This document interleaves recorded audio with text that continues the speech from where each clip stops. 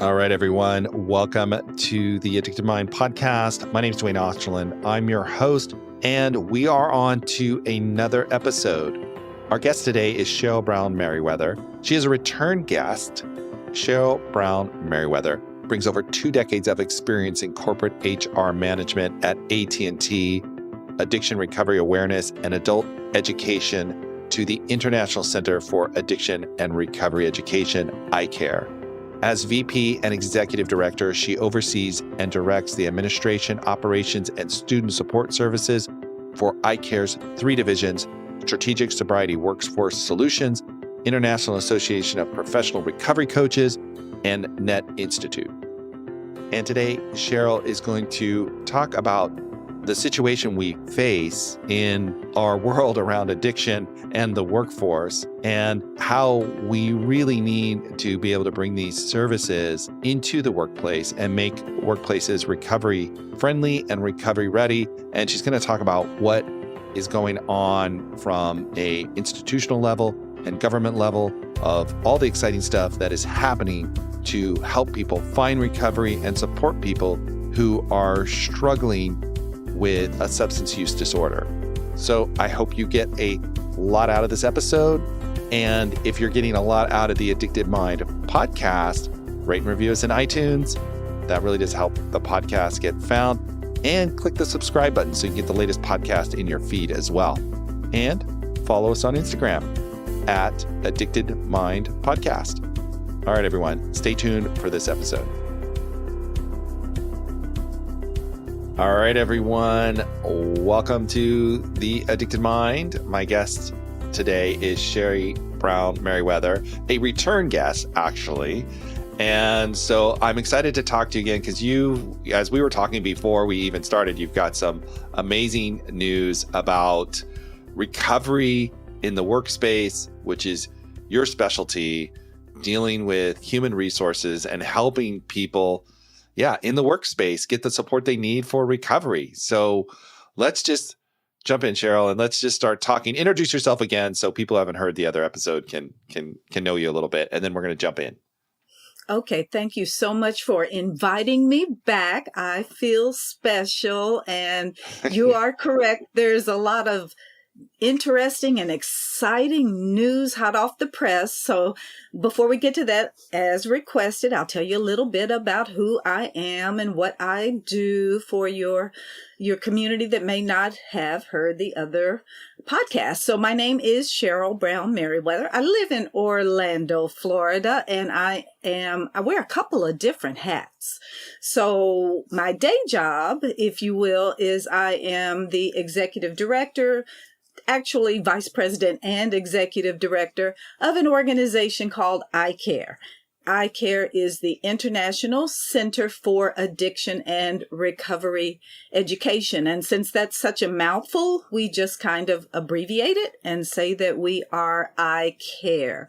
And ICARE provides training and workforce development for people who work in the field of substance use disorder, behavioral health, with a particular emphasis on addiction, misuse, recovery, support, those types of roles in the workplace. The other part of what I do is I am an HR practitioner with more than 25 years of experience working in corporations, in management, and in human resources. I am now the past president of one of SHRM, which is the Society for Human Resource Management. They have affiliate chapters, Dwayne, all over the country. And here in Central Florida, in the Orlando area, we have our affiliate is called Go SHRM. So we represent more than 600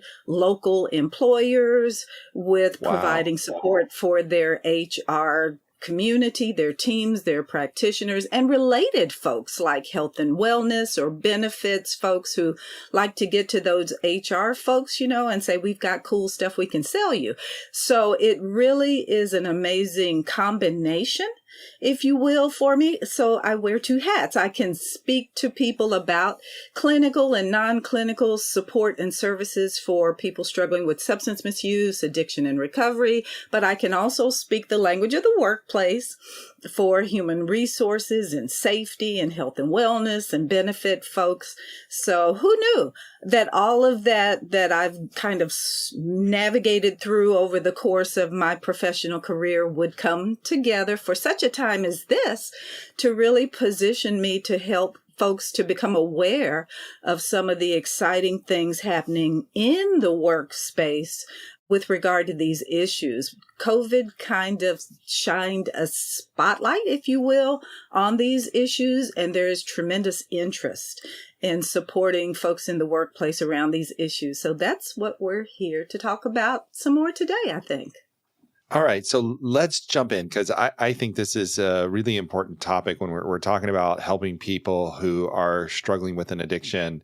Tell us a little bit about, like you said, it shined a light on this and our current healthcare system, and maybe a little bit like what's not working about it right now, so we can look at like some of the hopeful things that are coming down the road. So we're starting with the bad news first. That's what I guess so. I guess so. Well, I want to put context into this to understand like some of the, I guess, the weaknesses in our behavioral healthcare system, and how, I think some people unfortunately are left behind where they could get support. And if they had the support, they would be thriving. So you bet. Well, more than a few folks are struggling right now, and there's so many barriers. But again, I just want to preface this with there is good news coming, right? We don't want to. We're going to get to the good news. Yes, we are. So behavioral health, let's look at the industry. It is part of the healthcare industry under the umbrella. There's this area called behavioral health, and behavioral health looks at a couple of different things. I tell people it's like two sides of the same coin. On one side, you have mental health services, and on the other side, you have specialized treatment for substance misuse, addiction, and long-term support for folks in recovery. And together, they fall under the umbrella heading of behavioral health. And that's because there's so much overlap, right? Where you have people struggling with mental health, about 50% of those folks also struggle with substance misuse or addiction, and vice versa. Whichever door they come through, many of them, about 50%, find their way into what is sometimes called dual diagnosis, where they need to be treated by professionals from both spectrums. And that system is sadly overwhelmed and has been much more so since the pandemic. And to kind of frame it properly, I like to refer to government sources, and I tell people just Google this letter that was written by the American Hospital Association to both houses of Congress at the federal level in December of last year, where they basically framed it in a 2-page letter that said the system is broken. The system is overwhelmed. We are in desperate need of more service providers and caregivers. The physicians are overwhelmed. The nurses are struggling. There are not enough folks in the field doing this work to meet the need that has now arisen in this post-pandemic world. And they were desperately seeking the support of the federal government to help provide resources to meet that need. It takes a long time for people to go through education, bachelor's, master's degree level, and they have to, get thousands of hours of experience working in the field under supervision, and they have to sit for state exams, and there's a serious burnout factor for the folks that are working as professional clinical practitioners. And, so you have a lot of them dropping out of the workforce. In rural areas, you have I could almost say millions of people. The letter quotes some very startling numbers, statistics, but there are millions of people in this country who do not have access geographically to care providers. And if you can find a care provider, well, some of them are no longer taking new patients. Some of them have very long waiting lists. And then, that's the matching.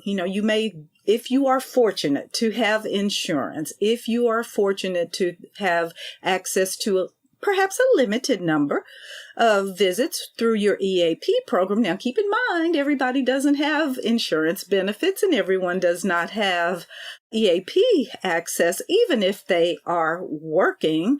But if you are so fortunate as to get an appointment with someone, it may not be a good match for you. And so there's just so many barriers in the cost. I believe before the pandemic, there was a statistic, maybe 1 in 10 people who actually needed treatment were able to get it. And I imagine in this post-pandemic environment, those numbers are far worse. So it's a dire situation in terms of getting professional clinical support for individuals struggling with behavioral health issues. And that is the bad news. Yeah, and that's really hard. I mean, it can be so hard for someone to find a psychiatrist when they're in crisis, or to find a therapist that actually has room for more clients. I mean, it really is difficult, and all these professionals are taxed, and they're working so hard. And like you said, it takes a long time to train someone to be able to do this and stuff. Yeah. So those are kind of like disheartening numbers. Kind of like, oh my gosh, like this is we really got to do something here as a society to help all these people who, with the right support, can thrive, but we got to get it to them. Yeah, but and I don't know the symbol, but there's a crisis symbol, I believe, somewhere that basically describes not only the challenge, but the opportunity. So desperate times call for innovation, I like to say. And there are so many amazing things that are happening to kind of, create a new workforce, if you will, of individuals who are trained and certified, willing and able to step up and say, I'm here, use me. It's kind of like the war is raging all around me and people are raising their hands and say, what can I do to help? And there are so many individuals and so many organizations that are working together now to create innovative solutions to address this problem. Before we get into some of those, I just want to help people kind of understand what is called in clinical terms, Dwayne, the continuum of care. So if you think about like a hemisphere, a semicircle, well, with this disease of substance use disorder, which is, the way we refer to that now in terms of using appropriate language to destigmatize this very scary disease that people may struggle with. Well, the typical thing with respect to the workplace is to wait until someone has a crisis situation and then we engage, right? They crash a forklift, they do something outrageous at a holiday party, or someone discovers there's some medication that is missing and, there's an investigation and we zero in on the individual that has a challenge or a problem or needs attention. So at that point, when we engage with MHR, folks may do a couple of different things. We investigate. Sometimes, sadly, folks lose their employment as a result of these things. But again, if there's solutions around insurance or EAP services, then we will often refer folks to access those services. But those really fall under the umbrella of treatment. And in this new exciting environment, we've already established the treatment system is overwhelmed. So what can we do to engage people before they, my words, crash and burn? And there's an entire half of that hemisphere that is devoted to adult prevention. And that's really where a lot of these new innovative solutions are being introduced in the workplace. It's like, what can we do almost as an intervention, if you will, to raise awareness and to provide folks access to, whether they are peers, other individuals who can assist them and support them, maybe resources in the local community. There are just so many new and exciting initiatives at the federal government, state government, local levels that are trying to equip individuals in the workplace through some of these innovative solutions to support the workforce, to complement and, if you will, and supplement the HR folks, because the HR folks are really very challenged with a lot of other challenges these days. And some of them also, may be falling under this category of suffering from burnout. And it's like we could really use some help. So there are initiatives out there that I hope we have the opportunity to talk about: recovery ready workplaces, recovery friendly workplaces, sober curious. We've mentioned some of those in the past, but there's a lot. Yeah, let's talk about that, because that's exciting, because I think that says, like, making recovery normalizing recovery. Like, I mean, the reality is addiction is an epidemic. Yes. So many people struggle with addiction. That's the reality of it. So if you have a workforce, you have people in your workforce that are probably struggling with addiction.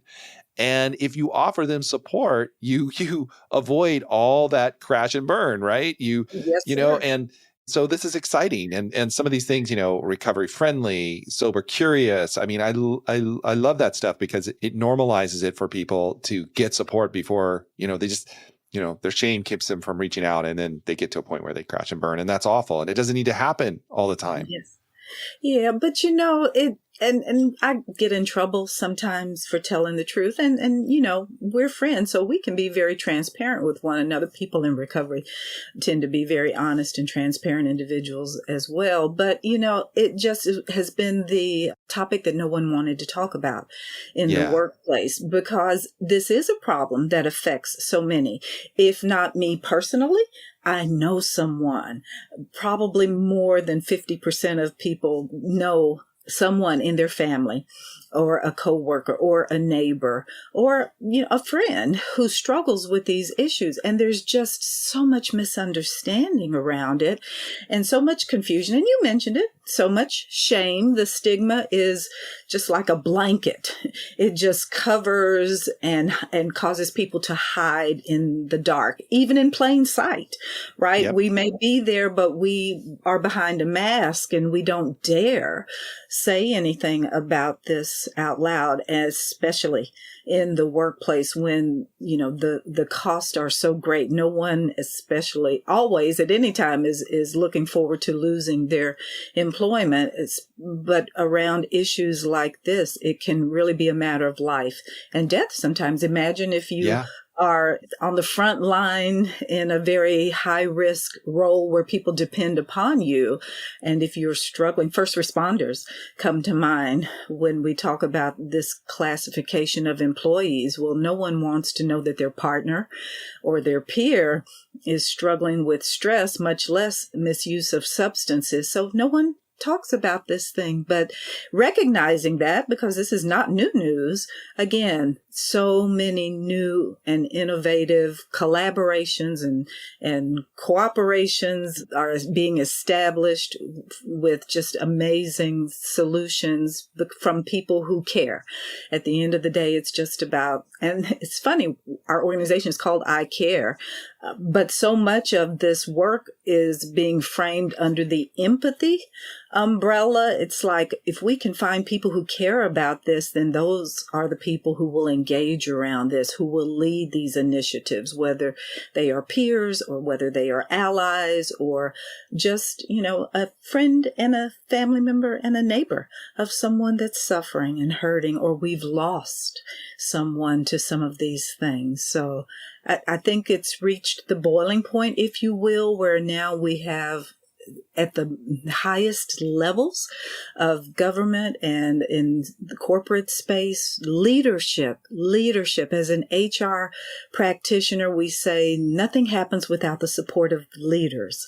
And now we have leaders at the federal level and the state level. I'm talking about, from the White House to the governor's mansions around the country, to the chambers of commerce in the business community, to every organization that has an interest in supporting hurting people. They're all coming together and with framework that allows us to have structure and gain efficiency and be effective and have an impact in a relatively speaking short amount of time, which is what is needed when there's a crisis. And we are definitely in a crisis right now.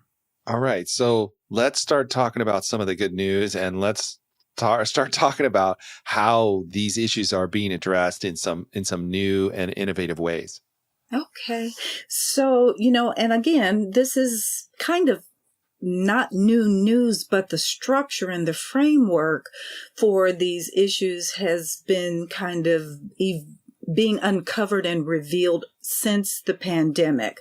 I like to, in the work that I do, not to bore people with data and stats. So I tend to refer people to places where they can go and review the data and stats for themselves. So one of the things I like to point to as kind of a starting point, if you're interested in this, is the Surgeon General, the U.S. Surgeon General of the United States, Dr. Vivek Murthy, created in October of 2022 a framework for mental health and well-being in the workplace. So that was really awesome because you've heard me say already, mental health is a broad umbrella, if you will, and under there, that's where you see things like stress, anxiety, depression, but you also see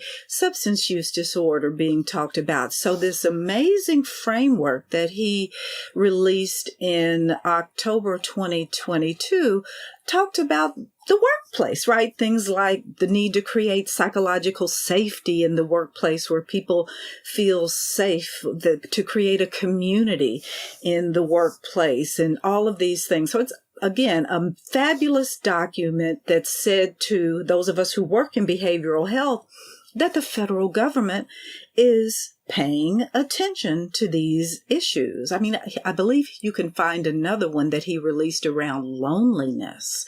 Loneliness is terribly destructive and chronic and harmful that, again, contributes to these mental health issues that folks are struggling with at unprecedented levels.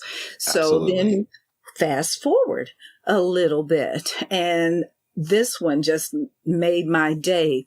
The White House, through their Office of National Drug Control Policy, made an announcement just earlier this month, actually, in November of this year, 2023, that they were joining with Governor Sununu, who is the governor of New Hampshire, to, release guidance and a call to action for employers and state governments to, strengthen their response to address the opioid epidemic. And when you talk about opioid epidemics, you talk about all of the other types of addictions that people struggle with.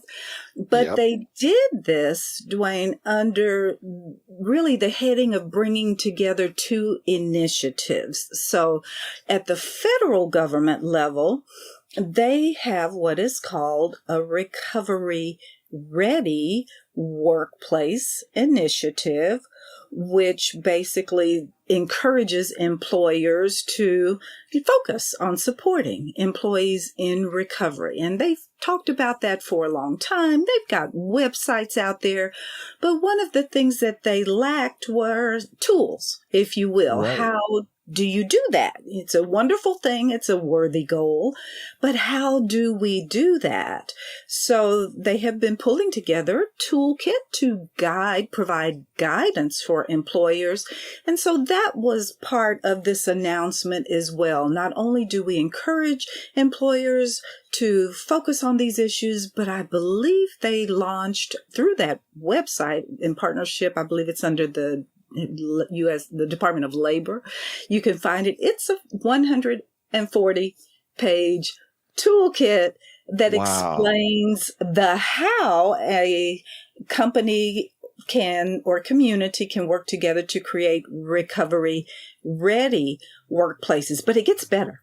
It Well, gets better. I just want to say the first thing I'm saying is that's amazing because it addresses that first problem. We're not talking about it. And here we are, like you said, the leadership is actually going to give it a voice and talk about this as a topic and bring it to the forefront, that is really exciting, right? That just in and It's of itself is saying, here it is. We're going to address it. We're going to and give it a voice and we're going to talk about it. And they put some money behind it. It's Yeah. one thing to talk about it and set a goal. We support this. We believe in this. We want you to go and do this. And even here's a how to, but they're actually putting money at the federal level to support the development of systems. I'm a system kind of person. If you have systems, then people can have that framework. I use that word again, and Yeah. know where to go to access resources and those types of things. So that was the first part. But you also heard me mention Governor Sununu and the Recovery Friendly initiative that was started in New Hampshire. So they have now married the two together. So a little bit about Recovery Friendly. Governor Sununu started it. It basically, now this is state level, not federal. They had been somewhat operating independently of one another. The federal government set a goal and created a wonderful website, but initially that's about as far as they went in terms of telling you what to do and why it's valuable and those sorts of things. But what Governor Sununu's team did was create a community of practice nationwide that began to provide structure and support at the state level for any state that wanted to provide support to their workforces or corporations or business communities within a respective state. And that has grown somewhat exponentially. There are now more than 30 states who actually follow a recommended protocol to designate companies or organizations within their state as recovery friendly workplaces. The initiatives that they were proposing, basically, again, it's a community of practice. So people would say, well, in my state, we're doing this. We're partnering with the chambers of commerce, and we've got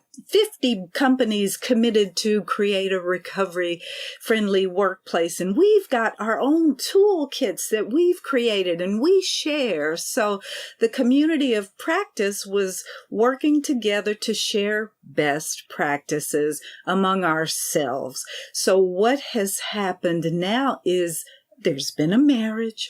The recovery ready initiatives from the federal government have joined together with the recovery friendly community of practice that was established as a result of the initial actions coming out of New Hampshire. And again, remember I said there's some money that the federal government is putting behind this. So what will be launched in the new year, 2024, will be a national institute to support recovery-friendly workplaces nationwide. That is exciting. That is incredibly exciting, and that is hot off the press. This has all happened and been announced formally since November. And it's just like, yay, team. Yeah, and that's what, business owners need. And especially, maybe smaller business owners that are already, like running a small business is so hard as it is to think about having to come in and create a recovery friendly workforce and space and everything and not having the tools, and maybe the person themselves aren't involved in recovery, don't even know what questions to ask. To have a toolkit that says, here, we're going to make it really easy for you. Here's best practices. Here's the resources, here's the toolkit, here you go. And that makes it easy for employers to implement this stuff. That is really exciting. Oh, there's so much creativity and synergy and momentum behind it. They're talking about providing tax credits and tax incentives to businesses, and they're creating certifications so that a business can designate its, meet certain criteria and be designated as a recovery-friendly workplace. And that, of course, has a bottom line impact to a business, right? They can promote themselves as an employer of choice for individuals who may struggle with finding employment because they have a history of, substance misuse, addiction recovery. Those things have often created barriers for people Yeah. and restricted their ability to find employment.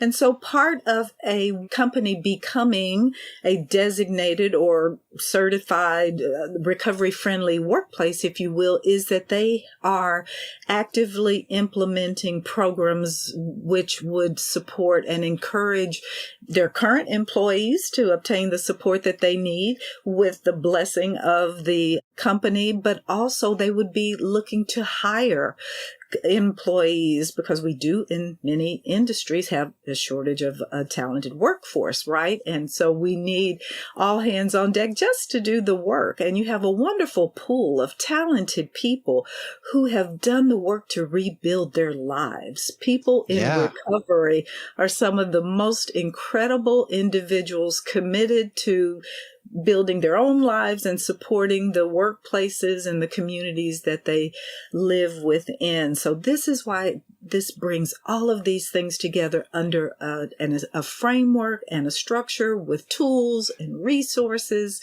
and And training. Isn't and it I'm exciting? thinking about this part. If you have a recovery friendly environment, right? Like that this is recovery, that's where you can bring in the recovery peer support, right? That you had talked about as well. Yeah. It's like if a person who's in recovery and has Yes. successful recovery knows that the workplace is friendly to recovery, they're, I think part of, if you're in recovery, you want to give back to other people. You want to help other people. And if you're in a workspace that has that kind of environment, you got that peer support. And I mean, it's just so exciting. We know peers work, right? The peer Yeah. movement has been around since, oh my gosh, I was not here in 1935 when Bill created Alcoholics Anonymous, but you can go back to the 30s and see the power of peer groups, right? To Yeah. help individuals find their way into recovery and to help them sustain their long-term recovery and, navigate life. So from Alcoholics Anonymous and other 12-step groups, I mean, there's so many 12-step groups out there, but, those types of things were never part of the workplace environment Right. before. And now those barriers are being broken down. And I think I may have mentioned on our prior call about the diversity, equity, and inclusion programs that some companies are using as a framework to introduce these types of groups in their workplace. Now, depending upon where you live or what's going on in the political environment, sometimes DE&I is not, something you want to talk about. It's getting a bad label. But let's get to what that really means. And you can call it, I tell people, call it whatever you want to call it, but just bring together people for whom this is their thing, right? So peers are the hallmark, if you will, of the peer movement is that these are individuals who have lived experience. You hear this term used a lot in the mental health environment. NAMI, for example, the National Alliance on Mental Illness, they are famous for individuals that are affiliated with them saying, let me tell you my story. I am an individual who has personal lived experience in navigating mental health services and Yeah. these issues. either personally again or within my family, but it's that the power of the lived experience and that I can share with others. Well, that is again in complete alignment with the 12-step programs that exist. We are individuals who know about this, who've experienced, who can tell you how to navigate that, how to reach out and access resources. And as we often say, these folks are in the workplace. They're there. And when we talk about these issues, we say, if you just create a little psychological safety, just enough so that people know that they would be supported to step up and say, I can help with these things, then that is what is opening the door for these peer initiatives to move into the workplace. I believe as long as we live, it will be a challenge for many people to go through the HR department.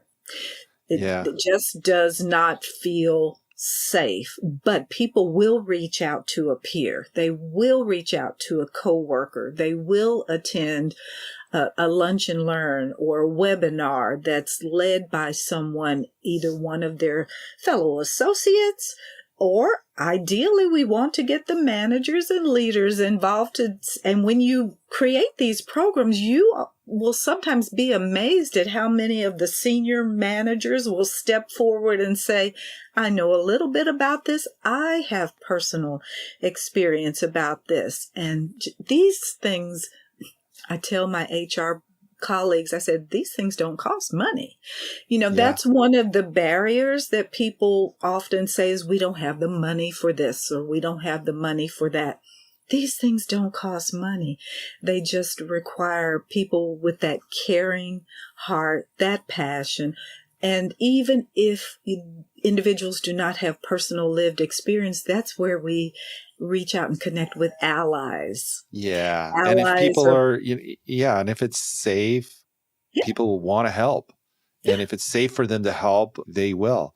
One of the other things you talked about is, companies offering certified professional recovery coaches as an employee benefit, in addition to clinical care. But, let's talk about that because once again, we're talking about like the resources for help is so strained.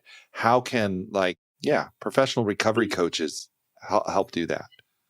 Well, thank you for asking about that. And people may not exactly know what professional recovery coaches are.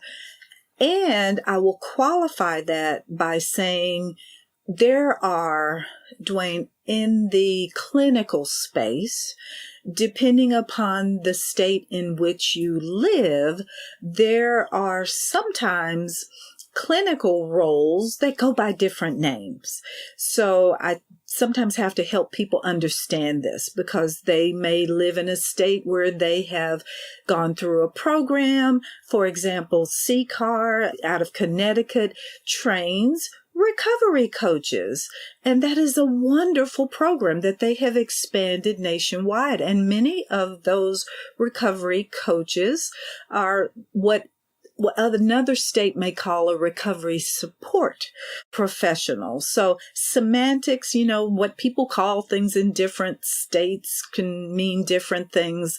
So some recovery coaches are already working with insurance companies, with treatment providers, because they've gone through a program and become licensed, if you will, certified as a recovery coach in their state, and they are working in that role in support of clinical services and treatment.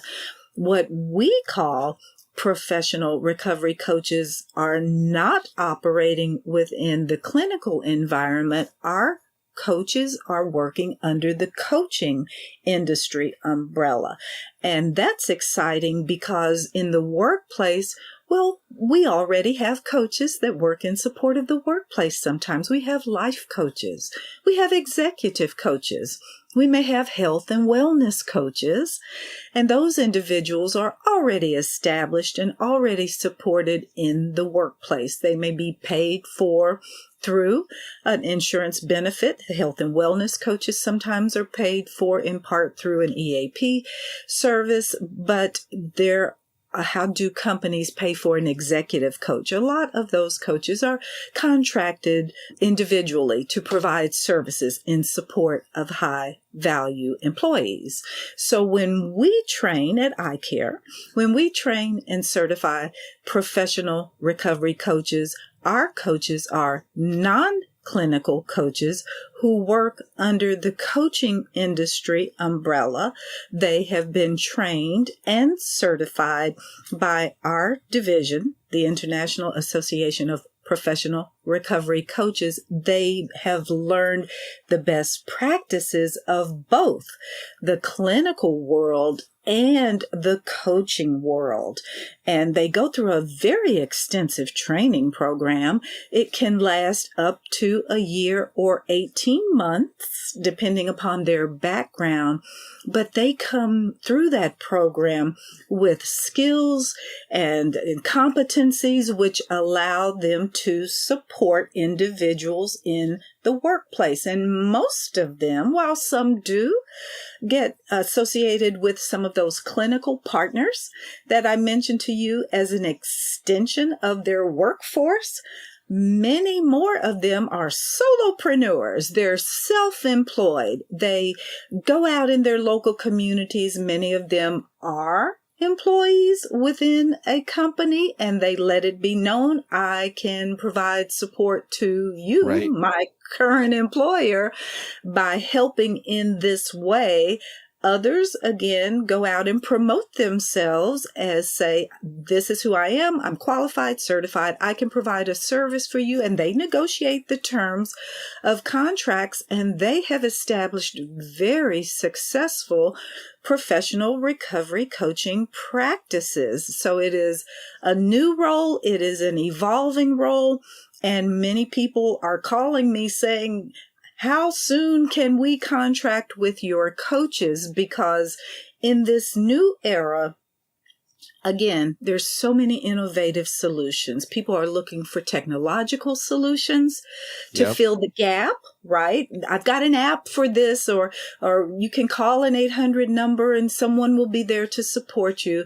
But coaching is something that many people need ongoing support on a regular basis with an individual that they have an established relationship with over time, that one-on-one accountability, if you will. As wonderful as the groups are, and many of our coaches and do the ability lead to groups. have practical steps, like practical goals that they can reach for. The person who, a recovery coach is great for someone who's sober curious, and they can Yes. set out some goals and track those goals and see, get that accountability and what's working, what's not working, and get that, I think we all do better with support, right? We That's all what do they better with do. support, and having someone on your side who has the training to help goals, I think it's going to be really it's beneficial, and it helps everybody. And that's exciting. And the confidentiality. I mean, let's face it. If you're a high value employee for your employer,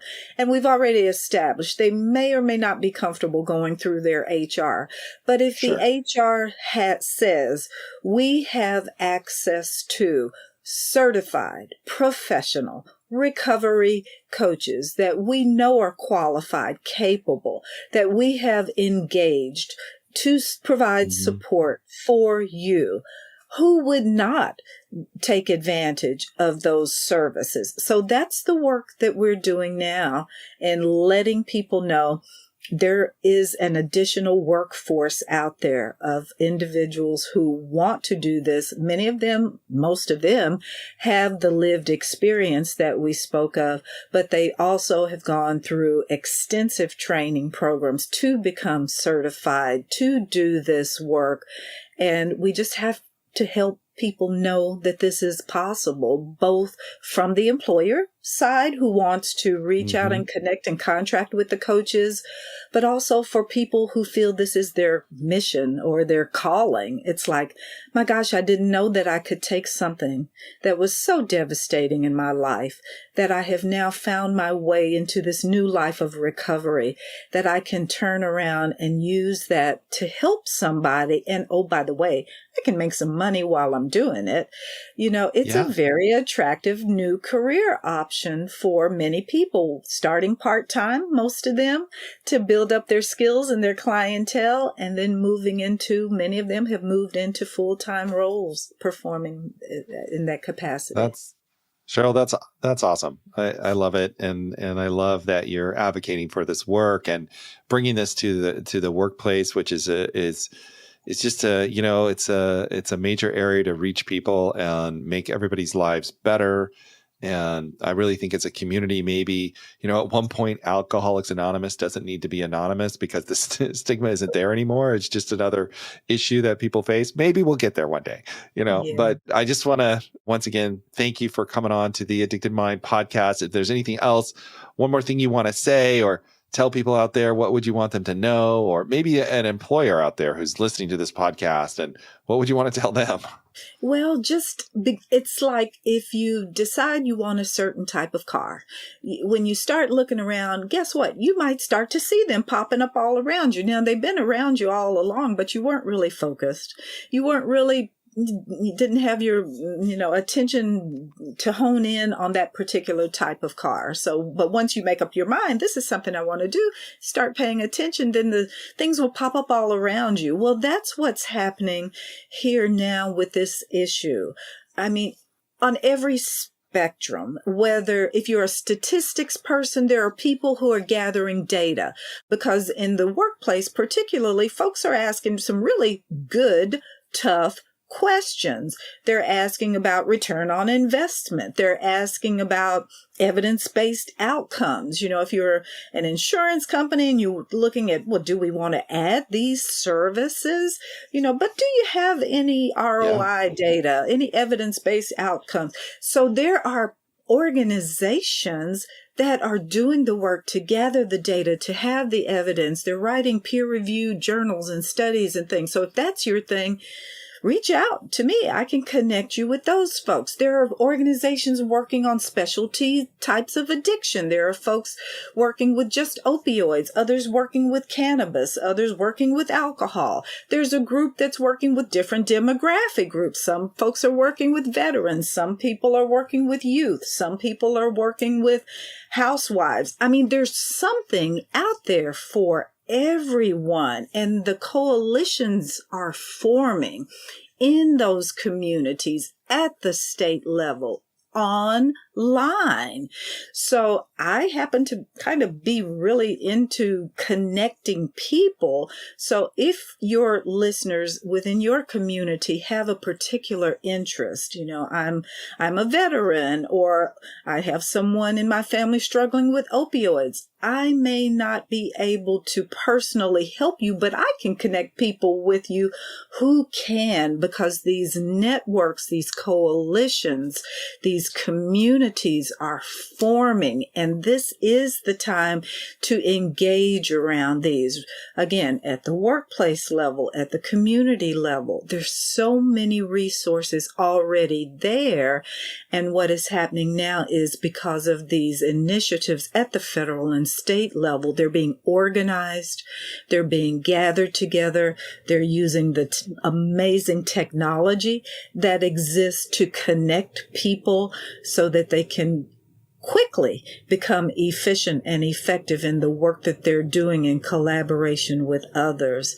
So it just is this is the time. We have worked for decades to, how do we get the workplace involved? How do we break these barriers in the workplace?